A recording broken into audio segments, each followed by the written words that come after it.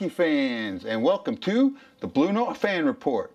I'm your host, Guy, the Hawaii Blues fan, and this is the program that is by a fan, for the fans, and you gotta know, definitely, about you, the fans. This is Season 2, Episode 15, and our Blues are on the final game of a 4-game road trip and the last game of the Western Canada swing. But we'll get to that in a second. First of all, I want to mention Hank the Tank, the little guy that needs a kidney. His episode is up to 134 views. I'd really like to see that number jump and skyrocket. Please, guys, get out there and share this for Hank. And Layla, I still have my goal of 1,000 views, and she's at 476. So let's push that up. Come on, watch that video again. Layla was fun to watch. Watch it. Share it with your friends. Talk about it. Layla's getting an award here on the 26th of November, getting a Mutual Award for her courage. Let's get her to 1,000 views before that. I'd really like to see us get there. Now, I talked about it before. I got my 500 promotion going on my YouTube channel. I need 500 subscribers. I'm at 390. Didn't bump up. And on the BlueNote Fan Report page on Facebook, I got 247 likes. That number didn't move up. Share the page. Go to the BlueNote Fan Report. Share it with your friends. Ask them to like it. Tell them about it. Let's get that number. If we get it there, 500 and 500, I got a real nice Blues prize pack.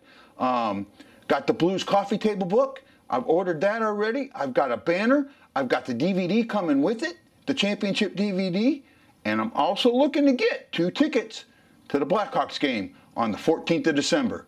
Come on, guys. This is your chance to get free tickets to the Blackhawks. You got to like the page, you got to subscribe to the channel, and get other people to do it. And before I get into the games, I want to say one more shout out and a special thank you. Chris Thompson, who gave me this beautiful ring, also got me this incredible mug. I hope you guys can see it. It was done by his friend Dana, and she operates DMC Creations on Facebook. If you're looking for a great Christmas gift for the Blues fan in your life, you got to check it out. I love it. It keeps my drink cold. Keeps the ice good. This ice that's in here, you hear that? That's been in there since for 4.5, 5 hours. So this is a great cup. Go ahead and get it. Check it out. It is DMC Creations. I'll put the Facebook page right here so you can see it. So now let's talk about, and I missed talking about the Vancouver game, so we'll start there. St. Louis took on Vancouver in the first of the three-game Western Canada swing. Now normally the swing goes the other way. Calgary, Edmonton, Vancouver. Reverse it this time. We go into Vancouver. Vancouver is a hot team. And the Blues, to me, I felt they were sluggish and that they were just not going to have it. And boy, was I wrong. They came out ready. They're still giving up shots, but that's okay. First period, they only took 6 shots, but they gave up 12. Score 0-0. Bennington's on the mark. Second period at the 3:27 mark. Blaze and Steen are passing the puck with Bozak. Blaze takes the puck, moves it just perfectly to Bozak, who's right in front of the net, and he buries his first of the year. Just, it was a perfect goal. Second period ends 1-0. Shots, Blues took 10 here, but they gave up 13. Again, that's somewhat of a concern, but not a complete concern. Third period, this looks like we're headed to the shutout. But at the 16:29 mark, Hughes just takes a great shot. Bennington screened. He couldn't see it. Top corner. You know, not much you can do about it. It's 1-1. And this game moves into overtime. In overtime, the craziest thing that I think anybody's seen happen. 3-on-3 overtime is supposed to be fun, be fast, be exciting, and get goals scored. Well, one of the things that's happening now in 3-on-3, and I talked about it before, is this like neutral zone play until you rush it in to get your shot. Well, Vancouver did that, but as they took a shot that went wide, they forgot who was on their team and took themselves out, and the Blues ended up on a 3-on-none. I mean, they got in front of the net, settling it down. It was Pietrangelo, Shin, and Schwartz. They kind of played a little tic-tac-toe, and Schwartz buries it. I mean, he wasn't missing this one. Blues win this game 2-1, and they're on a 5-game winning streak. Bennington, absolutely stellar, 33 for 34 shots. Giving up the 34 is a concern, but you know, if you can stop 33 of them, okay. I'm sorry. I'm thinking the wrong game here. Thatcher was 25 for 27.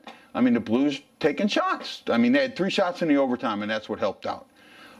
It was a good game, but the very next, and it was a late game. So it was at, I think, 9 o'clock St. Louis time.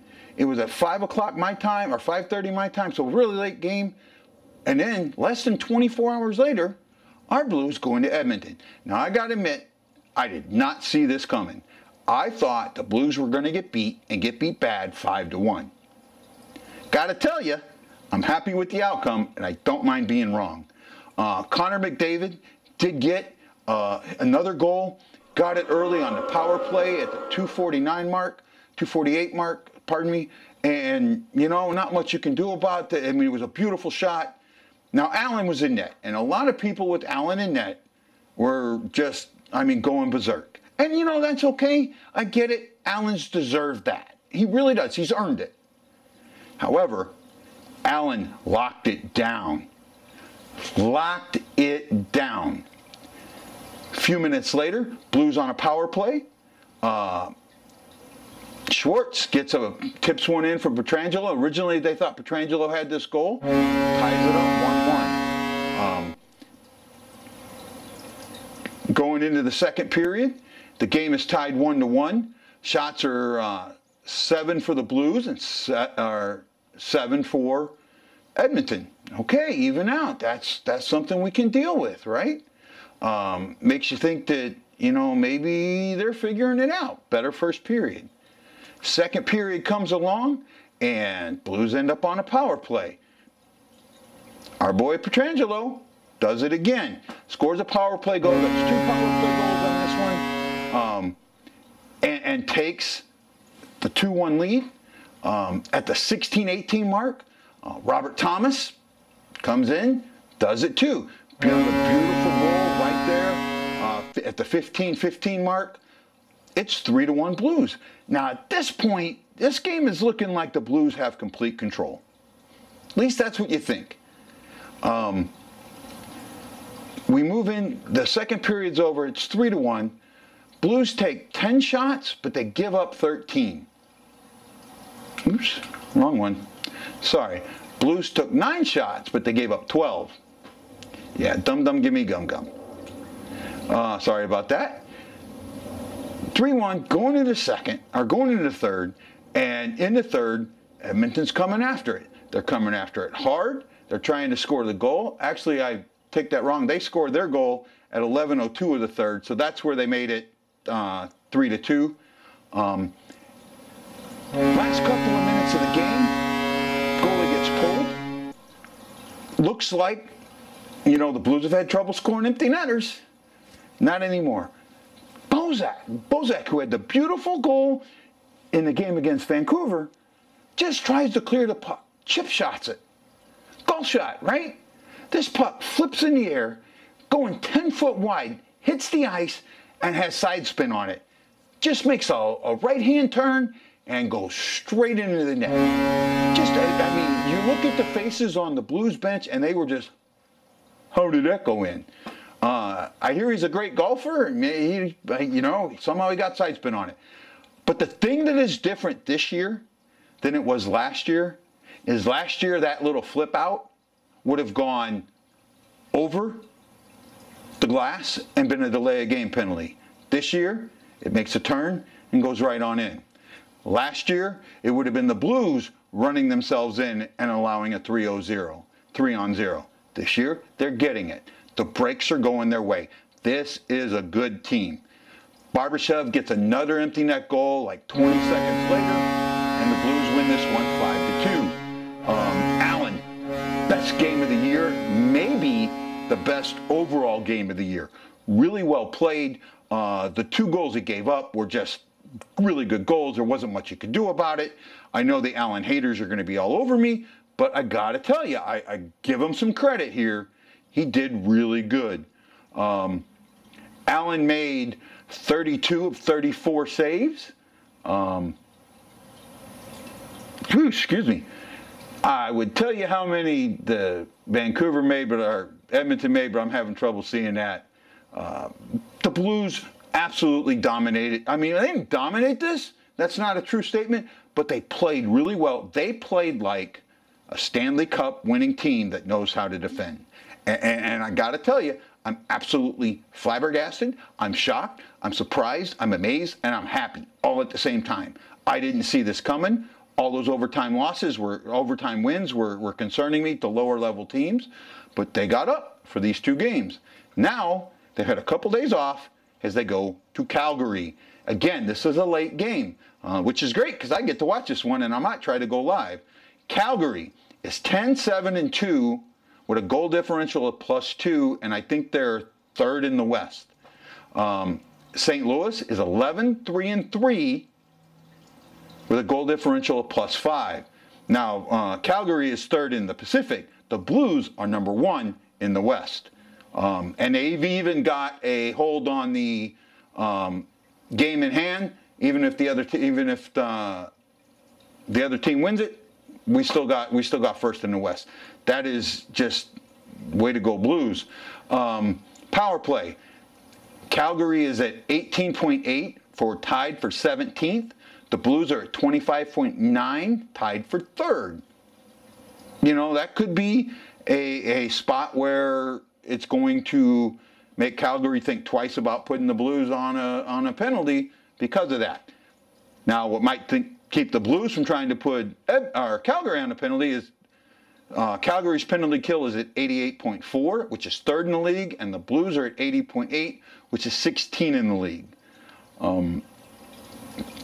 Goals allowed per game, Calgary is at 2.89, which is 13th, and the Blues are at 2.82, which is 10th. You know, this could be a tight game. Goalies are really playing well together. Shots allowed. Calgary's given up 31.8 for 19th, and the Blues are at 30.1 for 13th. I would like to see that number get lower. Gotta hope that it keeps going. Calgary's players to watch.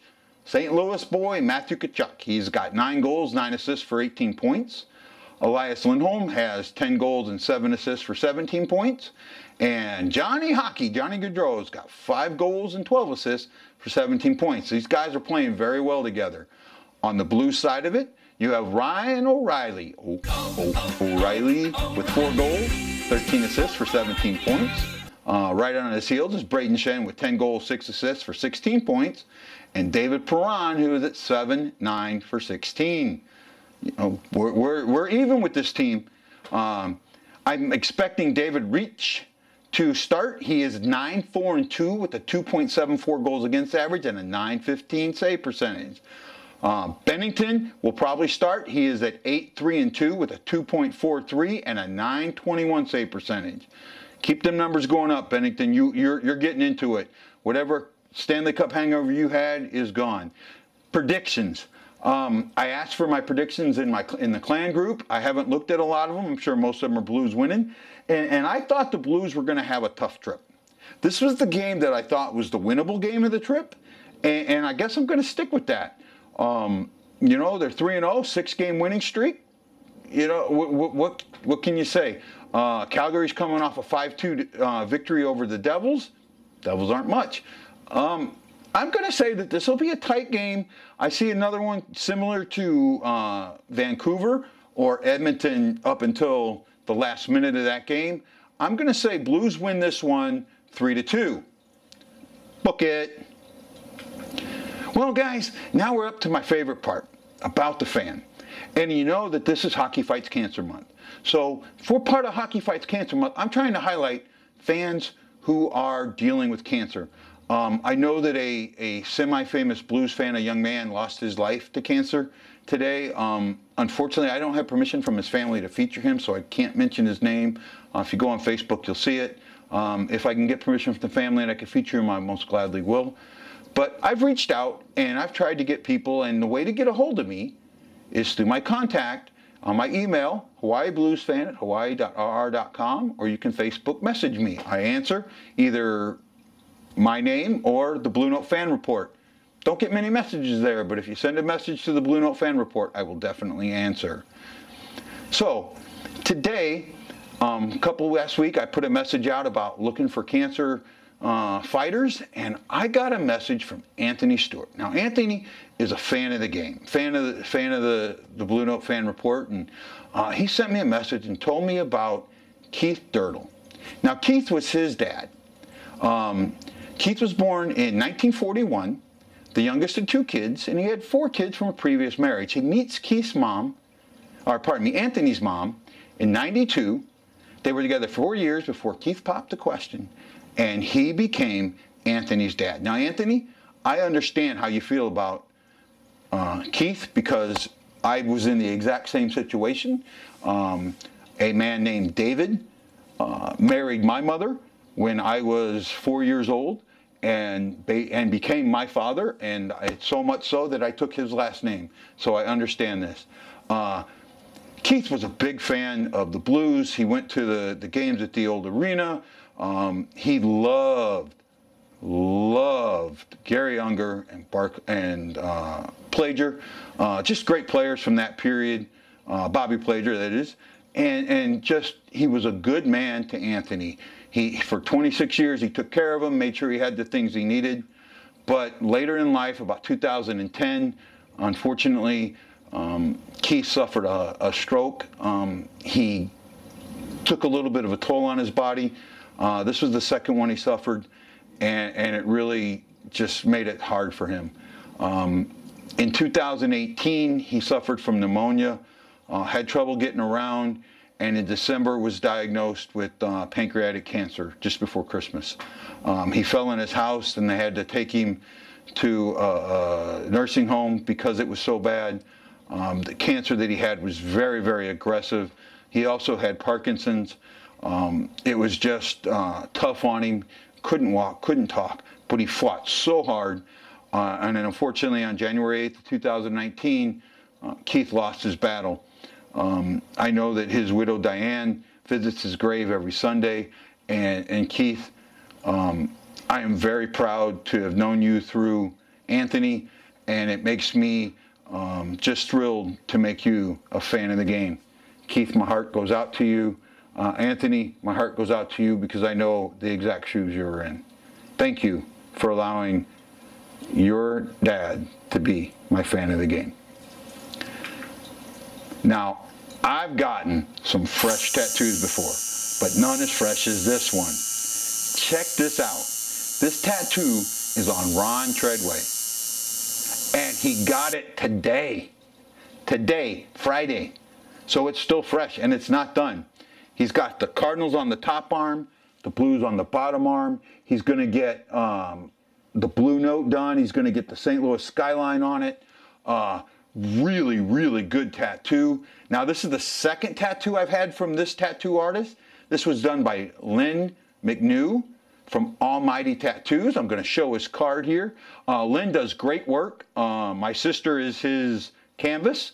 If you want to get a good tattoo done out in Belleville, here's his card. Give him a call. He does appointments. He did a great job on this one. I really like it. And I know that this is a work in progress. So I hope that Ron is going to allow me to show it when it's done. And Ron, I say thank you for showing off your tattoo of the game. Well, guys, this road trip has been really, really great. I'm surprised. It's definitely surprised me a lot, but I'm happy. I'm happy for it, and I want to see it going.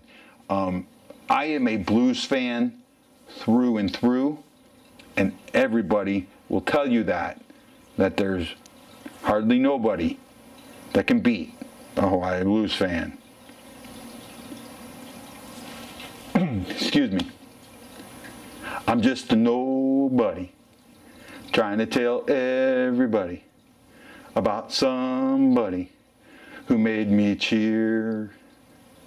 Ever since you dropped the puck and we all yelled, Blackhawks suck, I'm waiting for the world to cheer. Nobody but the Blues.